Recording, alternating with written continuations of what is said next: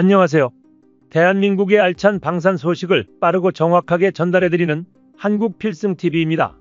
최근 국방과학연구소에서 대한민국 KF-21 전투기에 장착할 한국산 독침무기 국산 공대공 미사일과 공대지 미사일에 대한 보고서를 공개했습니다. KF-21 전투기 실전 배치용 기체가 생산됨에 따라 KF-21 전투기에 탑재할 국산 미사일이 윤곽이 드러난 것입니다. 이번에 게재된 보고서를 살펴본다면 국산 미사일 체계에 대한 대략적인 내용이 공식적으로 공개되었습니다. 보통 공대지 무장을 떠올리면 단순히 무장창을 여러 미사일을 발사하면 그만이라고 생각하지만 여기에는 굉장히 많은 기술들이 녹아 있습니다. 특히 최신 전투기에 들어가는 초정밀 공대지 미사일의 경우 아주 정밀한 유도 기술이 있어야 합니다. 이는 곧 전투기의 임무 컴퓨터와 미사일의 GPS, 레이저, 유도 적외선 추적 등 다양한 기술이 통합되어야 합니다. 사실상 공대공 무장과 다르게 없는 복잡한 작업인데 블록 단계에 따라 개발하며 공대지 무장과 기존 시스템 호환성, 공중력학 및 무게, 중심 구조적 강도, 공간 제한 등을 고려해야 합니다. 또한 전투기의 전자전 시스템 탐지 및 타겟 시스템과 완벽하게 통합되어야만 합니다.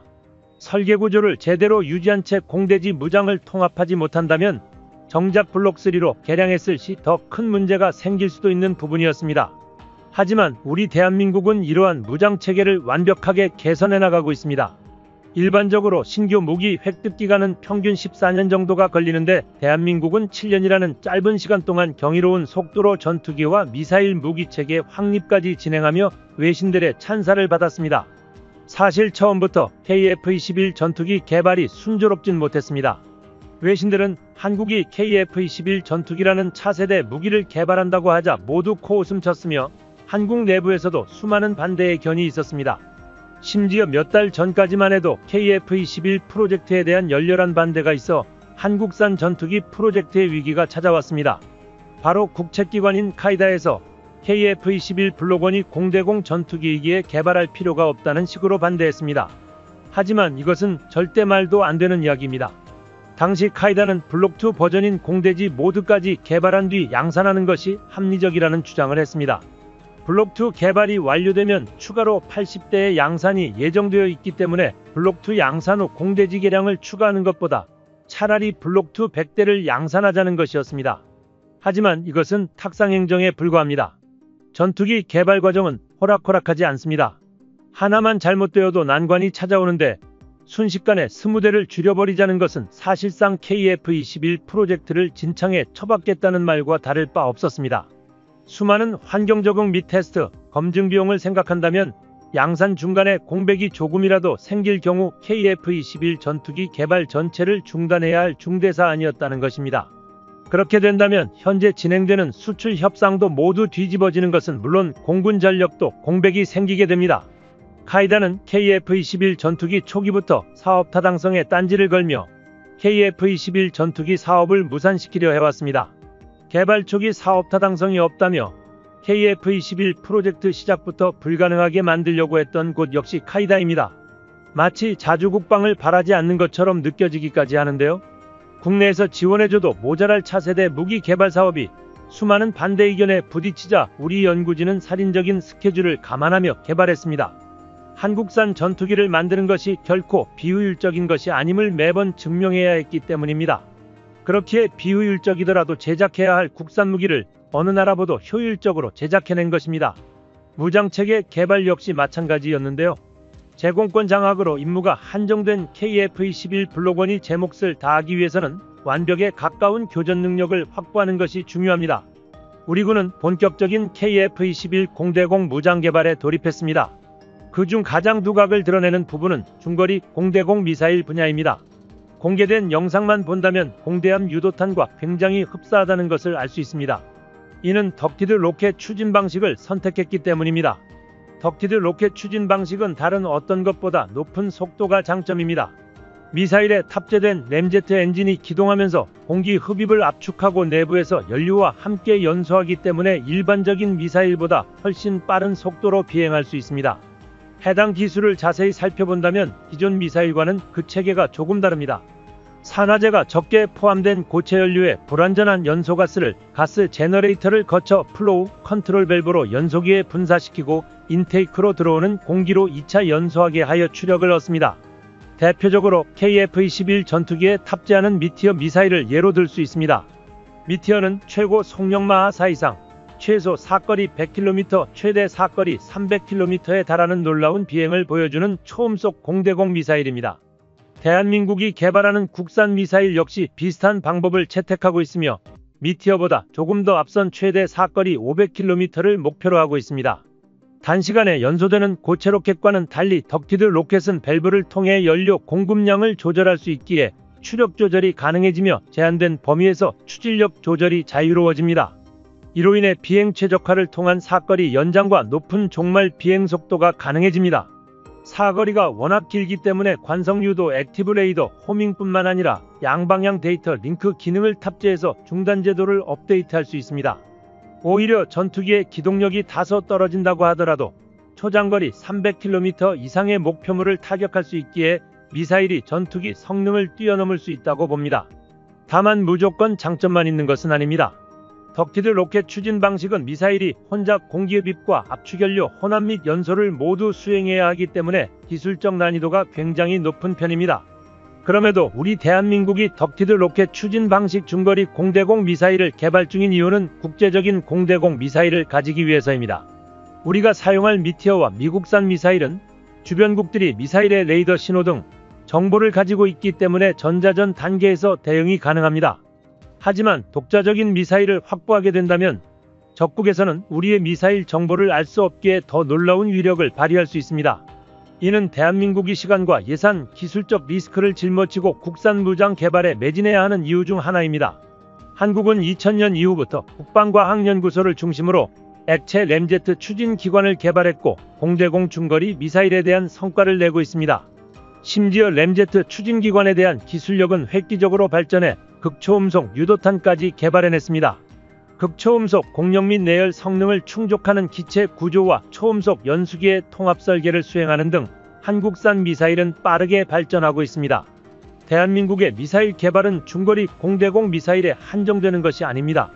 이에 더해 다양한 미사일에 대해 병행 개발을 하고 있다는 것이 중요합니다. 우리 군은 오직 대한민국만의 독자적인 미사일을 통해 독보적 타격 능력 확보에 중점을 두고 있습니다. 실제로 전체 개발에 들어가는 예산 비용과 시간을 생각한다면 전투기와 무장을 세트로 구입하는 것이 더 저렴해 보입니다. 그러나 장기적인 관점에서 생각해본다면 우리가 직접 개발하는 것이 가격적으로도 좋고 향후 기술 발전 향상으로 파급되는 효과를 생각한다면 무엇이 더 나은지는 고민해볼 필요도 없습니다.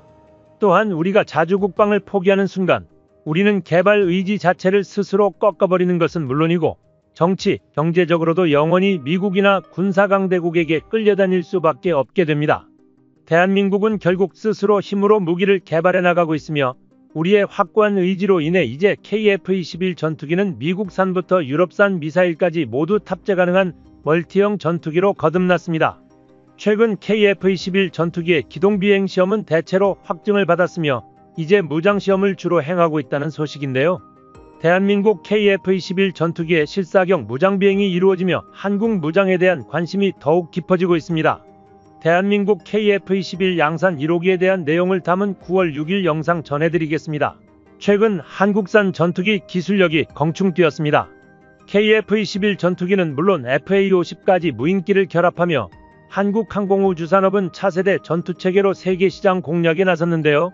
특히 세계 3대 에어쇼로 손꼽히는 영국 판보로 에어쇼에서의 전시는 놀라운 성과를 거두며 현재까지 다양한 제안을 파생시켜 오고 있습니다. 특히 한국항공우주산업 카이 강구영 사장은 폴란드 대규모 수출을 시작으로 중부 유럽 사무소와 영국 사무소를 개소해 마케팅을 확대하고 있음을 밝혔습니다. 이것이 사실임을 증명하듯 현재 영국에서는 한국 항공방산에 깊은 관심을 보이기 시작했습니다. 한국과 방산 협력을 강화하기 위해 한영 방산 공동수출 양해각서를 체결한 영국이 대한민국의 KF-21 전투기를 탐내고 있는 것이 확인되기도 했습니다. 미국산 F-35 전투기의 생산이 늦어져 언제 인도받을지 모르기 때문에 F-35 추가 도입 대신 한국으로부터 KF-21 보라매를 대체안으로 도입해야 한다는 의견이 자국 내 여론의 힘을 강하게 받고 있습니다. 얼마 전 진행된 인터뷰에서 영국의 국방장관은 일본에 대한 강한 비판을 대놓고 해버려 화제가 되었습니다. 그는 일본과 함께 진행하는 F-3 전투기 개발에 영국이 참여해봤자 얻을 게 없다며 이 사업에서 영국은 다른 파트너를 찾아 협력하겠다는 폭탄 발언을 한 것입니다. 그는 일본의 기술력과 신뢰성을 특히 지적했습니다. 영국 정부도 이제 일본의 민낯을 알게 된 것입니다. 일본 미쓰비시는 최근 30년간 전투기 개발을 한 번도 시도하지 않았으며 2차 세계대전 당시 전투기를 생산했던 것에 만족하며 안주하고 있었기 때문에 기술력의 수준이 낮을 수밖에 없었습니다. 하지만 일본은 자신들의 역량을 정확히 파악하지 못하고 일본의 기술력이 높다고 생각하고 있었습니다. 하지만 영국은 일본과 전투기 공동 개발을 할 경우 영국 공군을 만족시킬 수 있는 훌륭한 성능의 차세대 전투기 개발은 불가능하다고 최종 판단하였습니다. 그때 영국의 눈에 들어온 것은 바로 한국이었습니다. 한국의 KF-21 보람의 전투기는 일본의 F-3와는 비교하기도 힘들 정도로 정반대의 상황을 보여주고 있었습니다. 영국의 군사 매체가 언급한 내용에 따르면 KF-21 보람의 실전 양산 기체 조립이 공개되었으며 이제는 마지막 생산 라인에 돌입했다는 것과 함께 계획의 절반이 넘는 시험 비행을 성공했다고 언급하였습니다. 더불어 한국은 전투기 엔진 개발 과정에서 협력국을 찾고 있기 상황이기 때문에 영국 기업인 롤스로이스 엔진이 한국에게 먼저 손을 내밀어 군사동맹을 체결하는 것이 현명하다고 주장했습니다. 일각에서는 해외 수출 홍보 영상이라고 해도 무방할 정도로 가까이서 정밀하게 촬영된 KF-21 전투기의 모습을 보고 입을 다물지 못했는데요. 영국 군사 언론에서는 한국 공군의 수준을 세계 5위로 평가했습니다. 또한 영국 군사훈련은 특히 최근 KF-21 전투기에 장착된 미사일 무기체계들을 주목하고 있는데요. 이것은 즉슨 테스트 기체 수준이 아닌 곧장 전투에 투입이 가능한 군 배치용 기체로 순식간에 거듭나려 한다는 결정적인 증거라고 주장하고 있습니다. KF-21은 최대 8발까지 장착이 가능한 미티어 미사일 혹은 한국형 미사일을 탑재한 뒤 보람의 전투기가 편대 비행하며 멀티 런칭 시스템을 통해 최대 9대의 적 전투기들을 포착 시 순식간에 격추시킬 수 있다고 설명했습니다. 이러한 상황 속에 영국이 한국과 방산협력에 대해 3차 형식으로 논의 중이라는 것이 밝혀지며 한국 방산에 대한 세계의 관심이 더욱 커지고 있다는 게 확인되었습니다. 영국 군사 언론은 KF-21 보람의 전투기의 실제 성능 테스트에 대해 찬사를 아끼지 않고 있습니다. 이에 미국 CNN 역시 한국 공군력을 극찬했습니다. CNN 보도 내용에 따르면 대한민국은 방산업계에서 미국과 유럽에 이어 세계 4대 강국으로 도약할 것이라는 미래 전망을 내놓으며 한국의 기술 발전에 대해 많은 나라들이 대한민국을 롤모델로 삼고 있다고 언급했습니다. 이와 반대로 러시아와 중국 등 공산국가의 전술항공기는 다소 과대평가를 받고 있다는 사실을 강조하며 사실상 한국 방산업계가 머지않은 미래에 그들을 넘어설 것 확실하다고 언급했습니다. 이 말인 즉슨 대한민국이 100여 년 전부터 첨단 전술 무기를 생산해온 유럽 국가들을 최근 5년간의 수출 성장 규모로 단숨에 따라잡아 버린다는 의미입니다. 특히 미국은 한국의 무장체계를 주목하고 있습니다. 전투기라 함은 결국 무장체계와 고기동이 가장 중요한데요. 무장이 없으면 사실상 항공기에 불과하기 때문입니다. 한국항공우주산업은 KF-21 전투기의 무장을 강화하여 최적의 무장을 탑재하는 것과 함께 무장 국산화를 가장 우선시하고 있습니다. 실제로 KF-21 보람에는 최근 남해상공과 서해상공을 오가며 공대공 공대지 미사일 실전 시험을 비공개 진행하고 있습니다. 한국의 무장 기술력이 점점 발전해감에 따라 주변국의 견제가 노골적으로 변하고 있습니다. 이는 한국이 완벽한 제공권 확보와 함께 주변국의 영공이 위협받을 수 있기 때문입니다. 그들은 대한민국 보람의 무장체계에 대해 인정하고 있는 셈입니다. 현대 전장에서는 제공권을 위해 미사일 한 방에 몇십억이 넘는 돈을 투자합니다. 미사일에 돈을 투자하는 것은 투자 대비 성능이 뒤따르기 때문입니다. 한국산 초음속 전투기 KF-21 보람에는 매발톱처럼 날카로우면서도 상대방을 두려움에 떨게 할 미사일이 탑재되어야 합니다. 더불어 그 성능이 완벽히 보장되어야만 우리가 만든 전투기를 자신있게 수출하고 한국 공군의 전력 보강도 단단히 할 수 있습니다. 그렇기 때문에 KF-21 전투기에 들어가는 장거리 공대지 유도미사일, 일명 한국형 타우러스를 개발했습니다. 이는 원조 타우러스와 비슷한 수준으로 개발되고 있으며 사거리는 최소 500km를 웃돌 것으로 예상되고 있습니다. 이는 한국 대전 상공에서 출격한 KF-21 전투기가 즉시 북한 평양을 향해 정밀 타격을 할 수 있는 공대지 공격 능력을 갖추게 되었다는 뜻인데요. 대한민국이 국내 기술로 개발하는 첫 공중발사 유도탄의 타우러스라는 별명이 붙은 이유는 단순히 외관이 타우러스와 비슷하기 때문은 아닙니다. 독일 타우러스는 벙커버스터, 즉 미사일을 피하기 위해 땅속에 만든 벙커까지 폭파하는 미사일이라는 것인데요. 공중 3000km 위에서 중력 가속도를 이용해 파괴력을 극대화시켜 지상으로 타격해 6m 두께의 철근 콘크리트를 관통한 후 속에서부터 폭발이 일어나는 것입니다. 한국형 타우러스도 동일한 위력을 가졌습니다. 그런데 이제 세계 최고 수준의 벙커버스터 미사일을 대한민국이 직접 독자 개발해내기 시작했습니다. 이는 기술적 난이도가 굉장히 높기 때문에 세계 각국에서는 한국이 개발한 미사일에 주목하며 경악했습니다. 최근 대한민국 국군의 미사일을 연구하는 국방과학연구소에서 의미심장한 발언을 해서 화제가 되었습니다. 바로 KF-21 전투기에 탑재하는 미사일은 차세대 국산 미사일로 사거리가 1000km를 넘어가더라도 미사일이 알아서 표적을 향해 날아가기 때문에 조종사는 미사일에 대해 잊고 있더라도 알아서 표적을 명중해 타격하는 최첨단 전자장비를 포함한 미사일의 폭장량과 엔진 추력 등 아무리 미사일 내부의 성능이 업그레이드되어도 한국의 최첨단 기술력으로 성능 대비 무게를 획기적으로 줄이는 소형화 단계에 전혀 무리가 없다고 판단했습니다. 이와 같이 대한민국 공군은 중국의 주요 대도시들을 순식간에 타격해 폭파시키는 것마저 가능한 초점거리의 미사일을 KF-21 보람의 전투기에 장착할 수 있게 된 것입니다. 대한민국의 무궁한 자주국방을 위한 KF-21 전투기 성능 개량의 가장 효과적인 방법은 바로 경쟁기체를 압도할 성능의 강력한 국산 미사일을 KF-21 전투기에 직접 장착하여 무장체계를 극대화하는 것입니다. 한국 공군은 처음부터 단계적 업그레이드 방식으로 KF-21 전투기에 탑재할 차세대 무장체계인 최첨단 천룡미사일을 개발하겠다고 계획하였으며 천룡미사일 개발 후 드디어 그 모습을 전 세계에 공개했습니다. 모습을 드러낸 웅장한 최첨단 천룡미사일이 지상의 목표물을 정확하게 타격하는 모습은 전 세계의 한국의 무기기술의 위상을 과시하기 충분하였습니다. 국방과학연구소는 SLBM 미사일과 초음속 대한미사일에 이어서 소문이 무성했던 KF-21 전투기 천룡미사일의 실체를 공개한 것이며 대한민국도 이제는 세계 전투기용 공대지 미사일 보유국에 합류했다는 당당하고 자랑스러운 선포를 마쳤습니다. 특히 한국의 영원한 주적인 중국의 주요 행정건물과 발전소, 군사기지 공항 및 항구 등의 주요 건축물을 무너뜨리고 폭파시키는 데 천룡미사일의 역할은 굉장히 치명적으로 작용할 수 있었습니다. 천룡미사일은 미사일의 전체적인 형상에 국산 스텔스 기술을 적용시켜 레이더의 탐지 면적을 획기적으로 줄이게 되고 지대공 순항 미사일의 가장 핵심적인 사항인 적어도 순항 방식을 한국 고유의 기술로 적용하여 단 한 발의 미사일로 적군의 방공망을 순식간에 무력화시켜버릴 수 있다고 국방과학연구소는 발표했는데요. 이 소식을 들은 중국 시진핑 정부는 불편한 기색을 드러내었고 중국의 공영방송인 환구15 역시 대한민국의 KF-21 전투기와 함께 미사일에 대한 보도를 진행했습니다.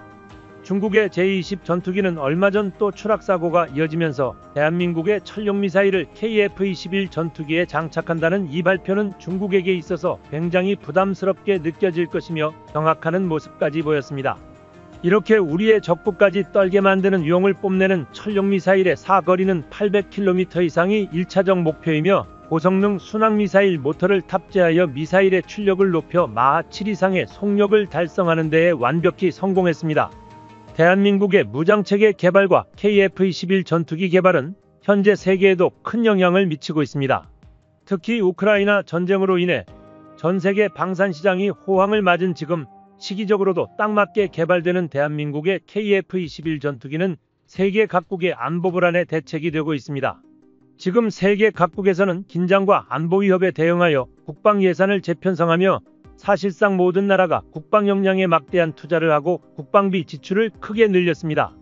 향후 10년 동안 전 세계 국방 예산은 한화 약 2,900조 원 이상으로 증가할 것으로 추정되며 당분간 세계 2차 대전 이후 최대의 방산 호황이 지속될 것이라는 분석이 나오고 있죠.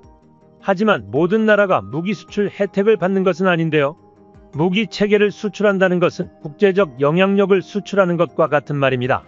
그렇기 때문에 신속한 납기와 합리적인 무기 가격 그리고 가장 중요한 무기 성능을 갖춘 나라만이 역대급 방산시장에서 원활하게 수출을 진행할 수 있습니다. 과거부터 무기 판매는 판매국에게 엄청난 이익과 경제 호황을 불러왔는데요. 현재 뛰어난 성능과 합리적인 가격의 무기체계, 빠른 납기 능력, 완벽한 후속 지원까지 갖춘 것이 바로 대한민국인 것입니다.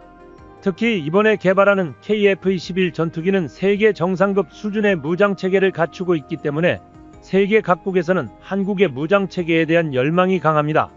대한민국은 북한과 직접적인 군사 대치 중인 나라이기 때문에 전자, 자주포, 미사일 등 지상전에 필요한 화력 위주의 무기체계 개발에 집중했습니다.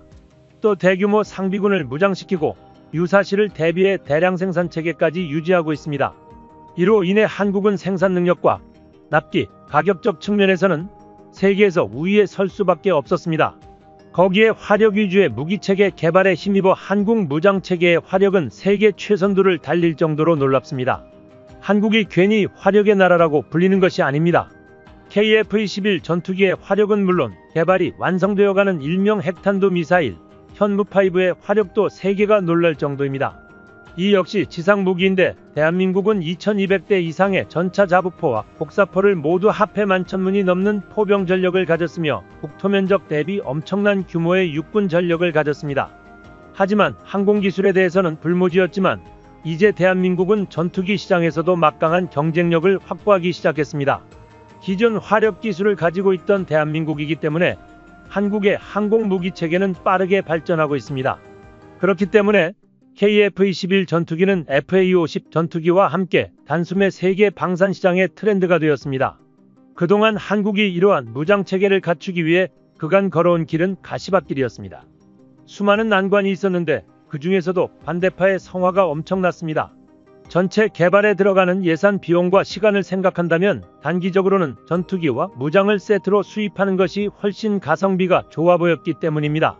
하지만 자주국방을 포기하는 그 순간 자국 개발 의지 자체를 스스로 꺾어버리는 것은 물론이고 정치, 경제적으로도 영원히 미국이나 군사강대국에게 끌려다닐 수밖에 없게 됩니다. 실제로 KF-21 전투기는 미사일과 관련하여 미국에게 한 차례 갑질을 겪었던 전적이 있습니다. 대한민국 KF-21 전투기에 우리가 독자적으로 개발해낸 A사 레이더와 항공전자 장비를 탑재하겠다고 선언하자 설계 과정에서부터 사전협의가 되었던 암남 중거리 공대공 미사일 제공 약속을 일방적으로 철회하겠다고 통보한 것인데요. 이에 대한 미국의 핑계는 아직 개발이 완전히 이루어지지도 않은 KF-21 전투기에 자국의 뛰어난 미사일 탑재를 할 수 없다는 것이었지만 미국의 진심은 뻔했습니다. KF-21 전투기 개발이 국제 방산시장에 미치는 영향력이 점점 커져가는 이 순간 미국은 현재까지 공중전력 대부분을 자신들에게 의지하고 있던 대한민국이 자신들의 영향력에서 벗어나려 하자 비겁하게 갑질을 하며 경고장을 띄운 것인데요. 물론 미국에서는 초반에 KF-21 프로젝트가 실패하거나 KF-21 전투기를 개발하더라도 적어도 10년에서 20년 동안은 대한민국 방산시장을 좌지우지할 수 있을 것이라고 예상했습니다. 하지만 대한민국에 미친 성장세로 인해 그 예상은 산산조각 나버렸습니다. 미국이 우리 한국의 최대 동맹국이라는 사실은 변함없지만 기술 강국으로서 갑질은 하루 이틀 일이 아니었습니다. 결국 처음 KF-21 전투기에 탑재된 미사일은 미국 것이 아닌 영국산 미사일이 되었습니다. 최대 속도 마하사 최대 사거리는 300km에 달하는 미티어는 현재 공대공 미사일 중에서도 최강으로 평가받는 미사일입니다. 흡입한 공기를 압축하여 연료와 혼합해 연소시킨 뒤 그 가스를 고속으로 배출하면서 추력을 발생시키는 덕티드 램제트를 탑재하고 있는 것으로 유명합니다. 다른 고체 추진체 미사일보다 사거리가 3배 이상 길며 긴 사거리에도 속도는 빠르게 유지할 수 있어서 현존하는 가장 위협적인 공대공 미사일로 여겨지고 있습니다. 미티어 미사일 탑재가 공식화되면서 한국은 아예 단거리 공대공 미사일까지도 미국제에서 독일의 IRIS-T로 교체해버렸습니다. 같은 유럽산 공대공 미사일로 무장을 통일한 것이죠. 결국 유럽산 미사일만으로 KF-21 전투기 무장체계를 완성시키려는 순간 미국에서도 통합 허가를 내주었습니다. 덕분에 한국의 KF-21 전투기는 미국산부터 유럽산 미사일까지 모두 탑재 가능한 멀티형 전투기가 되어버린 것이죠. 이는 한국의 KF-21 전투기를 얕잡아보는 중국을 참교육시켜버릴 수 있을 정도의 전력인데요. 게다가 미국 정부에까지 KF-21 전투기 개발 당시에는 미국의 도움 없이 반드시 실패할 것이라 비웃었지만 이제는 세계의 주목을 받고 있는 KF-21 전투기를 보며 미사일이라도 판매하기 위해 허가를 내주었습니다. 결국 이러한 무장통합은 한국에게 유리한 상황을 만들었습니다. 미국, 영국, 독일의 무장이 모두 통합되어 있는 만큼 KF-21 전투기의 확장성은 세계 방산 역사에 한 획을 그었는데요. KF-21 전투기를 원하는 나라들이 각자의 사정에 맞춰 편하게 도입하는 것이 가능해진 것입니다. 이 때문에 세계 전투기 시장에서 KF-21 전투기의 위상은 더욱 높아졌습니다. 무기 개발에 있어서 해외 수출은 꽤 중요한 요소입니다. 현재 대한민국의 다양한 방산 무기들은 준수한 성능은 물론이고 경제성 및 빠른 배송 일정으로 인해 해외 다양한 고객들의 관심을 끌고 있습니다. 단적인 예로 폴란드의 경우 대한민국과 수출 계약을 체결한 지 1년도 되지 않아 FA-50 전투기를 인도받았습니다. 미국이 폴란드에게 F-16 전투기를 2030년이 되어서야 인도할 수 있다는 조건을 내세운 걸 보면 한국의 전투기 납품 속도는 미친듯이 빠른 수준입니다.